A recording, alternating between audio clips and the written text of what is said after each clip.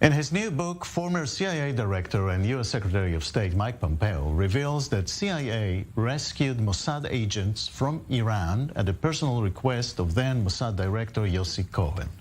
The Israelis were then involved in what Pompeo defined as one of the most significant operations ever conducted. We are talking, of course, about the famous archives that were taken from Iran. With us now is Gabriel Noronha, former special advisor for Iran at the State Department under Secretary Pompeo. Good evening to you, and thank you for being with us. Absolutely. Thank you very much for having me. Do you have more juicy details on this CIA rescue operation?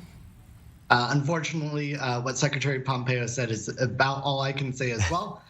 These things are, as you know, very closely held secrets between both the U.S. and Israeli governments. Yes, but you know, Israeli Mossad took all the credit for this big operation. And should we understand now that actually it was almost a failure?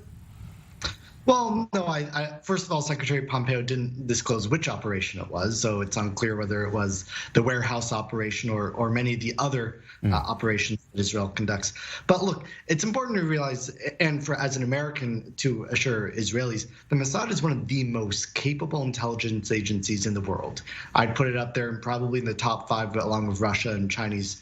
And for such a small country, you know, that's something to be proud of. The fact that Israel can go out and go into Iran's warehouses, the fact that, shall we say, things blow up in Iran quite often, that's a testament to the Mossad and its capabilities, regardless of whether the United States is helping it or not. And cooperation between CIA and Mossad has been very close all these years, never mind which kind of administration in Washington?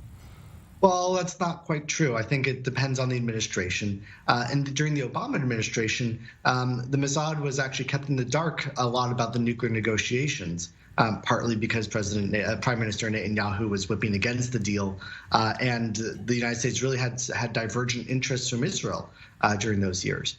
During the Trump administration, we saw the closest cooperation possible between U.S. and Israel. We were both strongly determined that Iran shouldn't get a bomb, and opposed to any deal that didn't guarantee that.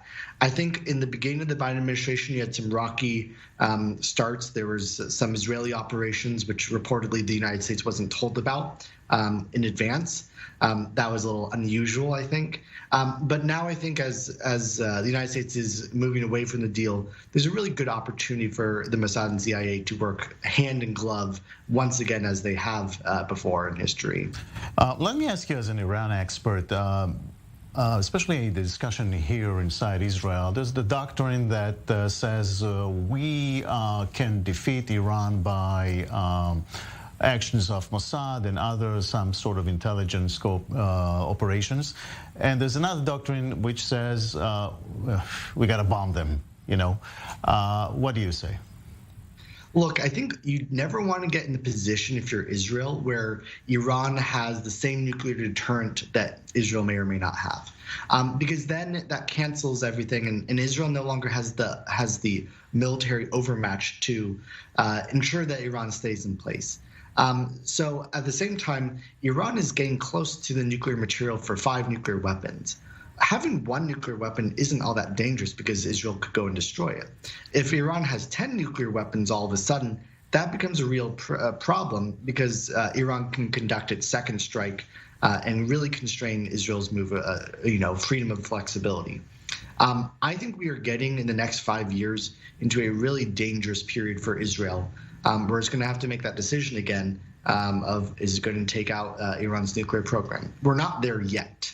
Iran hasn't conducted the weaponization activities that would trigger that red line for Israel. But in the next few years, I think that's where we're going to be headed. So while we are talking here and they're talking in Europe and in the States about the nuclear talks, about what's happening inside Iran, the Iranians are still running to get this bomb? You know, I don't actually view it the way that they're running towards it. They're actually moving towards one very, very slowly. It's the way that they use to build leverage for negotiations. It was over 2.5 years ago now that they started breaching their JCPOA commitments. If they had sprinted for a bomb right then, it would have taken about a year for them to get one. But 2.5 years later, they're not all that much closer to a bomb than they were back then. That tells you a lot about Iran's decision making. They're actually afraid to get the bomb right now because they think, probably correctly, that Israel would go out and destroy that program. That's good news for now. We should never be, benign about what they would do with their nuclear program. And obviously, I'm more concerned about them actually transferring material to Hamas and Hezbollah, because those are groups that wouldn't care about getting bombed. They wouldn't care about the civilian casualties. They have a very different calculus than Iran would. That's what keeps me up at night.